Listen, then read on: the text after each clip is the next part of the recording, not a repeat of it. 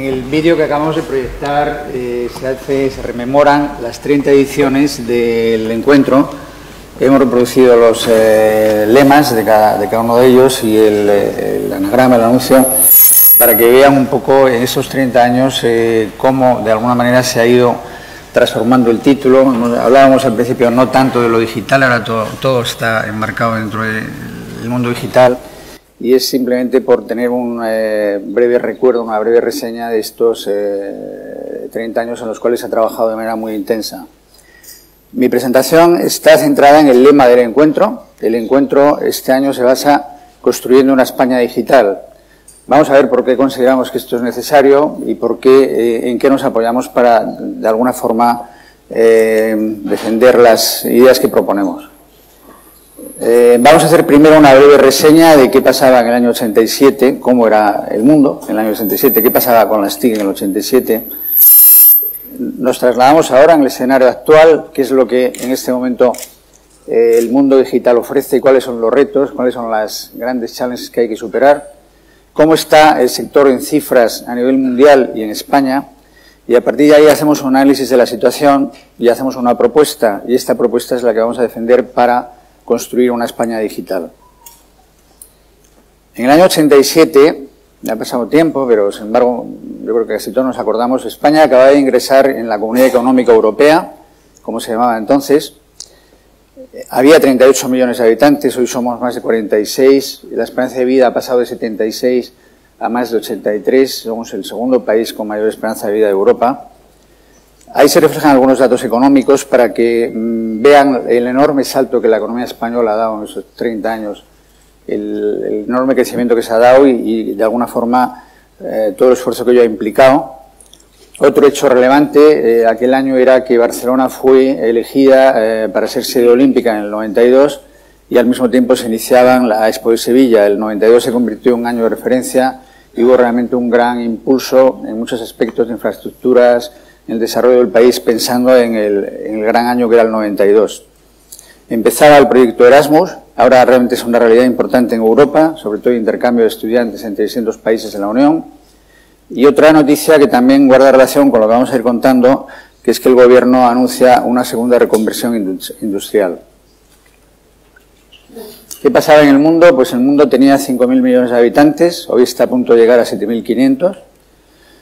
El economista norteamericano Robert Solow recibe el premio Nobel por su teoría donde ligaba el crecimiento económico al avance tecnológico. Vamos a ver después por qué consideramos que esto es un hecho también relevante. Hubo una caída importante de los mercados de las bursátiles en el mes de noviembre, un crack que se consideraba que era, después del 29 el más grande. Otro hecho relevante es que se confirma la existencia del agujero en la capa de ozono en la Antártida. Esto, sin duda, ha traído también una revolución en el mundo de la generación de energía, en el mundo del consumo. Ha impulsado enormemente las energías renovables y los hábitos, pues yo diría, en todo el planeta. Y luego ya una pequeña anécdota, están naciendo los millennials, esos, señores pequeñitos que veis en la caja, y estos señores, los millennials, pues también están teniendo un rol que jugar en los momentos actuales.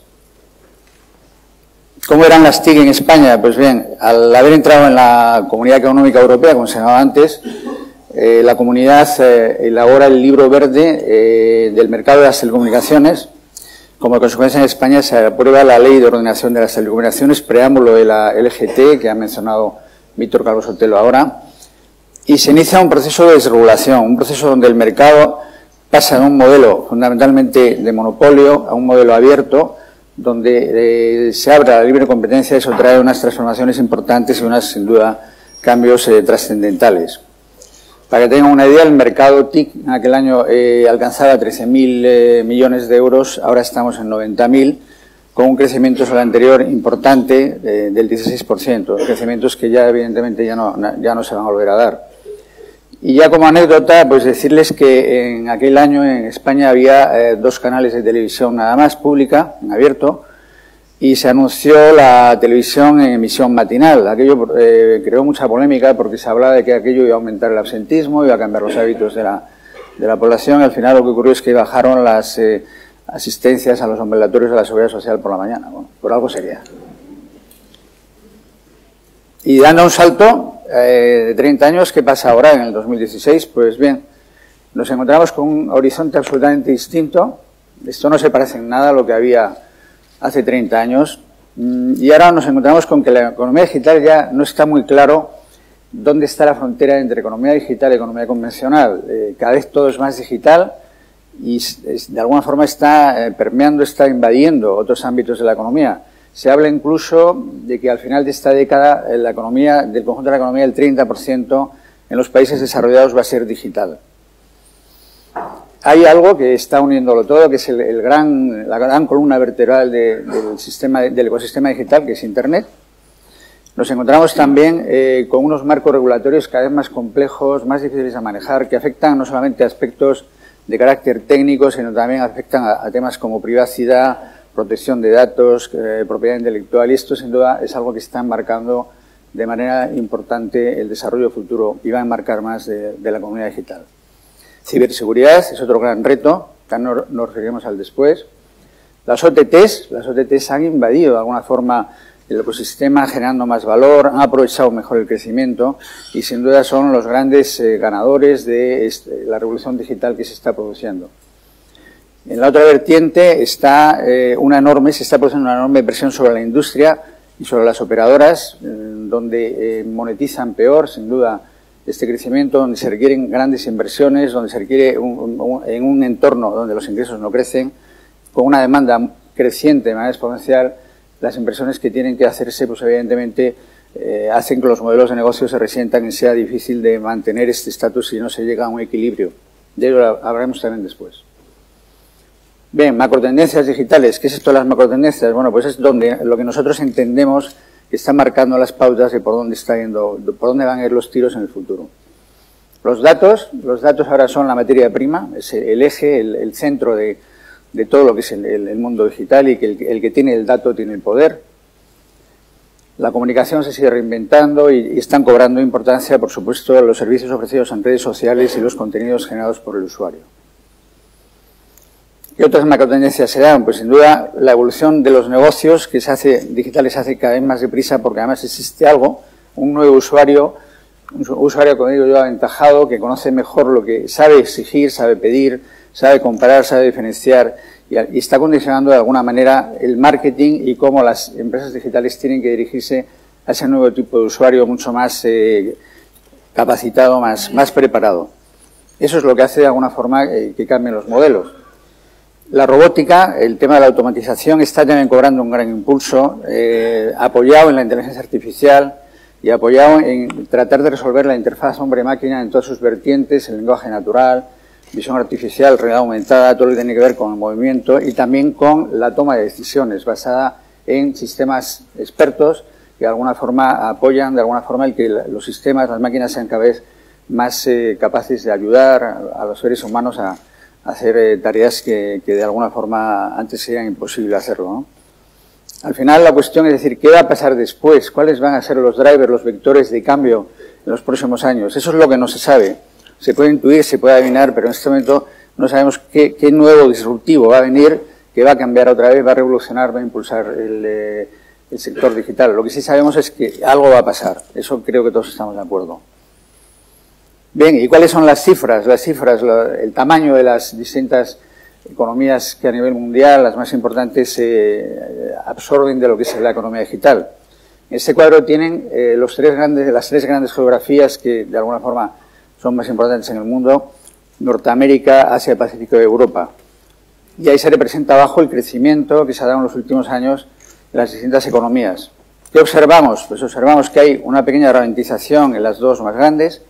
Europa pasa de negativo a positivo, pero sin embargo hay una diferencia muy grande todavía en el crecimiento y en el tamaño entre Europa y el resto de las economías. Luego vamos a analizar esto, qué significa y realmente por qué tenemos que hacer algo para salvar esa diferencia, salvar ese gap. Y en España, en 2016, ¿qué ha pasado? Partimos de una cifra, como he dicho antes, de 90.000 millones, es una cifra importante. Sin embargo, hemos tenido 18% de caída en el periodo 2008-2013, donde, digamos, en plena crisis, esto sin duda no se ha recuperado. En el año 2014 ya se dio un incremento del 2%, y para el año 2015 la estimación que hace AMETIC es del 5% de incremento. Para el año 2016 esta, digamos, tendencia se sigue manteniendo. Sin embargo, si analizamos el crecimiento de 2015, si lo segmentamos, no es homogéneo. Quien más crece son los servicios de Internet, los contenidos digitales. Sin embargo, la parte industrial, las operadoras de telecomunicaciones están prácticamente planas y la electrónica de consumo decrece. Y además decrece con un efecto doblemente negativo. Es que se ha producido una desindustrialización en nuestro país, de manera que prácticamente las fábricas de esta, digamos, naturaleza se han desplazado. Todavía no existen fábricas en España. Se ha perdido ese tejido industrial. Bien, si comparamos los resultados de España, los datos de España, a nosotros nos gusta utilizar métricas, también se ha referido a ellas Víctor. Hablamos de dos índices que son, de alguna forma, reconocidos a nivel mundial. A nivel de países desarrollados, el World Economic Forum elaboró el índice NRI, al cual España en este momento está calificada para el año 2016 en el puesto 35 sobre 143. El índice europeo, también se ha referido Víctor a él, el DESI, estamos en el puesto 15 de 28, de la UE 28. Vamos a entrar un poquito más en detalle en el índice NRI, España, en qué pondera mejor que el puesto que obtiene, en qué peor. Sin duda las infraestructuras es un punto positivo, las infraestructuras que se han hecho, y quiero recordarlo, por el capital privado, con un gran esfuerzo inversor y pagando además al Estado por el uso del espectro, lo cual sin duda nos diferencia de otras infraestructuras públicas que de alguna manera se construyen por el Estado y luego son puestas al servicio de los usuarios o de las empresas que las explotan o que las de alguna forma utilizan. El uso de las TIC por las administraciones públicas también tiene una ponderación positiva. Sin embargo, en la derecha, y no es que hayamos querido sesgar mucho a la derecha, pero nos parece relevante hablar del tema de transformación digital, educación, el tejido de innovación, compra pública innovadora y, sobre todo, el punto que hay arriba a la derecha, importancia de las TIC en los planes de gobierno. Y esto lo dice el World Economic Forum, no lo decimos nosotros, es algo que también es importante señalar. Estamos utilizando indicadores que se basan en una serie de parámetros y estos parámetros, de alguna manera, son contrastados y comparados con otros países. Entonces, la pregunta que surge aquí, bueno, tenemos que hacer algo más. Si hemos crecido un 5%, si muy por encima del crecimiento del PIB en España el año pasado, ¿qué deberíamos hacer? Pues, sin duda, la respuesta es que no es suficiente. Se ha demostrado ya la correlación entre el índice de digitalización de un país y el crecimiento del PIB, y esto, sin duda, es una de las cosas que nos debe preocupar. Si realmente un país, y a veces hay teorías que dicen, gente que piensa que la digitalización va a frenar el crecimiento e incluso va a aumentar el desempleo, no es así. Y esto es algo que realmente debemos tratar de entender para poder tomar las decisiones necesarias. ¿Por qué España necesita apostar por la digitalización, la transformación digital? También el propio World Economic Forum lo liga al crecimiento económico y la bajada del desempleo, un problema que tenemos claramente en nuestro país sin resolver. ¿Qué es lo que ocurre? Que las políticas públicas no tienen el impacto necesario. El sector privado tampoco ha abordado la transformación digital, sobre todo en la PYME. La PYME española es muy pequeña, no tiene un nivel educativo, formativo por parte de sus gerentes, sus empresarios, suficiente para entender qué es esto de la transformación digital. Esto nos estamos dando cuenta en AMETIC cuando hablamos con muchas de las pymes que están en la asociación CEPYME, a la cual, como saben, pertenecemos. Faltan también los perfiles digitales, las personas con conocimientos suficientes para poder manejar todo esto. No hablamos solamente de especialistas técnicos y de gente con conocimientos profundos sobre cómo manejar los sistemas, algoritmia, programación, sino una formación digital que seamos capaces de entender cómo se transforma, cómo se evoluciona digitalmente desde un puesto de trabajo, desde una organización, en cualquier puesto gerencial.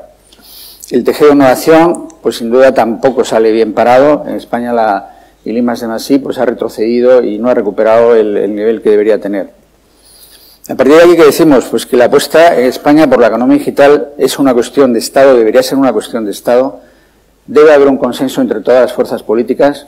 Ahí estamos de acuerdo con lo que acaba de exponer Víctor Carlos Sotelo, que se debe intentar obtener una unanimidad total entre todas las fuerzas políticas para que se hagan planes que no se cambien, planes a futuro donde veamos un objetivo e intentemos llegar a él con independencia de quién esté en ese momento al frente. Bien, para lograr una España digital nosotros defendemos 5 vectores, 5 grandes drivers. El primero, también se ha referido al secretario de Estado, es lograr el desarrollo efectivo del Digital Single Market, es clave, pero también creando un terreno de juego justo y equilibrado que nos permita, de alguna forma, reconocer y retribuir a todo el mundo dentro del ecosistema digital de una manera adecuada. Y esto, sin duda, es clave para el desarrollo de infraestructuras. Sin infraestructuras no vamos a seguir creciendo. A las infraestructuras se les va a seguir demandando capacidad, demandando, de alguna forma, respuesta a todo lo que está por venir y todo lo que hay ya. Y eso, sin duda, requiere que seamos capaces de que se reconozca que eso requiere un esfuerzo inversor que debe hacerse, además, con una regulación que facilite el despliegue de infraestructuras, que en algunos casos no es así, por desgracia. Bien, segundo punto, pues el tema de la industria. La industria en España, en Europa se ha fijado el objetivo para el 2020 de que llegue al 20% del PIB, nosotros estamos alrededor del 15%. La industria en su conjunto ha perdido peso. Antes me refería a los procesos de desindustrialización que se han producido. Nosotros proponemos que se cree un impulso a la industria con proyectos tractores, que se han hecho algunos, pero para mí no son suficientes, y que se active de alguna manera, de manera efectiva, la compra pública innovadora, lo que es la demanda temprano, también se llama así. Tercer punto, transformación digital. La transformación digital del país, que ya hemos hablado de ello, afecta a lo que es tanto la administración pública, las empresas, el tejido productivo, como a los ciudadanos. El siguiente punto sería el I+D. Otro de los objetivos grandes incumplidos es otro ratio que se ha fijado en Europa, es que debe llegarse al 3% del PIB la inversión en I+D+I. Nosotros estamos por debajo de la mitad de esa cifra. Indudablemente hay un recorrido por hacer y sin innovación, sin inversión en I+D, no vamos a tener realmente una industria capaz de ser competitiva a nivel mundial. España no va a dejar de ser un país de servicios, basado en un tipo de empleo no de alta cualificación y no ser capaces de tener una economía mucho más sólida y no sujeta a estacionalidades y factores que muchas veces nos ven de fuera. Sin duda, las políticas públicas, sin duda, no han sido, desde nuestro punto de vista en I+D, suficientemente predecibles. No hay un marco regulador estable. Nos estamos encontrando en Abetic con que muchas de las iniciativas de inversión no son reconocidas por la propia Hacienda, porque hay paradojas como que el desarrollo de software no se considera innovación en empresas de nuestro sector, porque alguien piensa que eso no es algo I+D+I, cuando todo el mundo sabemos que cualquier innovación en el mundo digital, la gran mayoría lleva un implícito desarrollo de software detrás, ¿no? Y esto es uno de los tantos ejemplos donde vemos que no hay realmente una correspondencia entre las políticas que se anuncian y luego cómo se desarrollan y sobre todo cómo a la hora de aplicarlas la Hacienda española está siendo absolutamente dura a la hora de reconocer qué es I+D y qué no es I+D. El talento, la formación, ya nos hemos referido a ella, fundamental, y también quiero referirme también a la formación continua, la formación de los trabajadores que en su puesto de trabajo van a tener que evolucionar, van a tener que ser transformados los puestos de trabajo y si queremos que esos trabajadores pasen a un modelo de transformación digital, o se reciclan o se forman o no van a poder seguir haciendo las tareas en la empresa que venían haciendo hasta ahora, ¿no? En definitiva, ¿qué objetivo proponemos? Y que es algo que también pensamos que es accesible y que se puede conseguir. Sería conseguir que España diera un salto en los dos índices que hemos comentado, que en el NRI entrara en el top 20, debemos pasar del 35 al 20, pero también es verdad que la economía española está de las 15 primeras del mundo. Y en el índice europeo de sí nos gustaría que se llegara a estar entre los 10 primeros. Ese es un objetivo que proponemos para el 2020. ¿Y cómo hacer esto? ¿Cómo se puede dar esto adelante? Nosotros proponemos, pensamos que es algo que es el momento de poderlo hacer en un momento que se está cambiando el gobierno, crear un Ministerio de Economía y Sociedad Digital. Un ministerio que de alguna forma coordine y lleve adelante todas estas acciones que proponemos bajo dos grandes objetivos. El primero estratégico, es decir, si es una cuestión de Estado, tiene que haber un plan país a largo plazo, llevar adelante este objetivo y luego hacer que la digitalización entre de manera transversal apoyando a todos los ministerios del Gobierno, de manera que haya bajo un esquema de paridad de igual a igual el Ministerio Digital pueda de alguna forma permear, contagiar a todo lo que es el tejido de la Administración Pública Española. La propuesta sería bajo tres ejes, mercado, industria y transformación digital. Sería de alguna forma los tres grandes ejes sobre los cuales este ministerio debe operar, por supuesto haciendo hincapié en que la regulación que viene de Europa se debe transponer a España de manera rápida. Esta regulación se debe hacer además con una máxima diligencia a la hora de desarrollar los reglamentos para no perder el tren. También es muy importante el desarrollo que ya se está haciendo, sin duda, pero que tiene que tener nuevas, digamos, impulsos de la agenda digital. Bien, hasta aquí, ¿por qué proponemos construir una España digital y cuáles son los motivos por los cuales pensamos que este es el momento para dar este impulso necesario para España? Ahora me toca, como director del encuentro, hacer un resumen del mismo, presentarles el encuentro este año, cómo está estructurado. A nivel de instituciones, contamos con instituciones ligadas al mundo de la innovación y universidades, algunas instituciones no españolas, organizaciones empresariales están presentes prácticamente las más importantes que tienen relación con nosotros. Está también, sin duda, organismos oficiales presentes dentro del encuentro, como es habitual.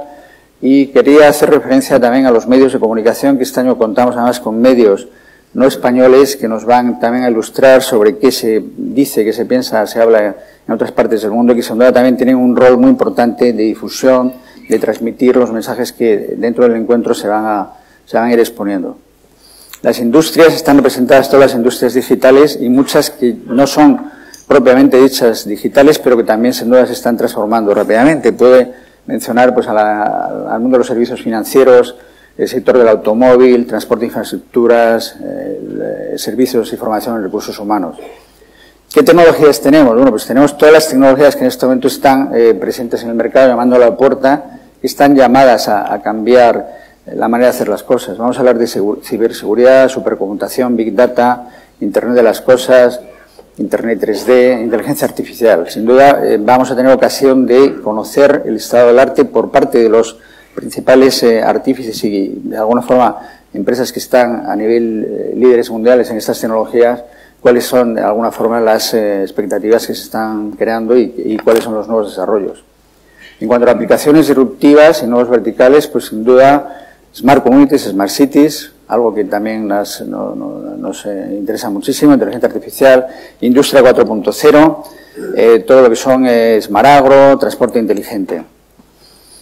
Y ya para concluir, decirles que este año el encuentro tiene 72 ponentes, muchos de ellos no viven en España, han venido de fuera para hablar aquí estos 4 días. Vamos a tener ocasión también de debatir en 8 mesas redondas, hay también 3 entrevistas a los ponentes hechas por periodistas.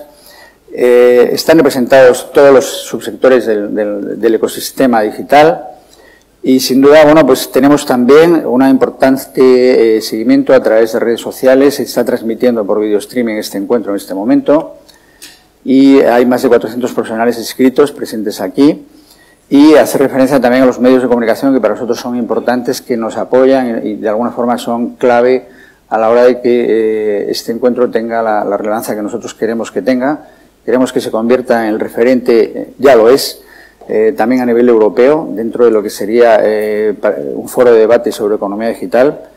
Agradecer a la universidad, el apoyo de la Fundación Telefónica, a todos ustedes la presencia y desearles que aprovechen estos días. Sin duda, hemos hecho un gran esfuerzo en Ametic por traer personas muy relevantes.